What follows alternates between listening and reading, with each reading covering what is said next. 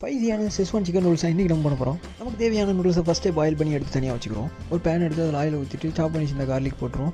Red chilli எடுத்து cut பண்ணி சீட்ஸை மட்டும் எடுத்துட்டு அதையும் போட்டுருவோம். பெரிய ஆனியன் எடுத்து அதை ஸ்லைஸாக கட் பண்ணி அதையும் போட்டுருவோம். கொஞ்சமாக சிக்கனை வாஷ் பண்ணி அதிலே சேர்த்துக்கிறோம். தேவையான கேபேஜை இந்த மாதிரி ஸ்லைஸ் பண்ணி எடுத்து அதோட மிக்ஸ் பண்ணிக்கிறோம்.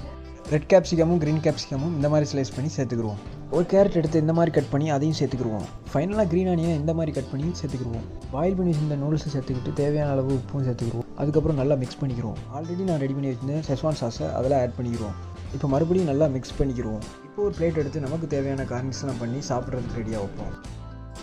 ஃபைனலாக சாப்பிட்டு பார்த்தா ரொம்பவே ஸ்பைசியாக சூப்பராக இருந்துச்சு.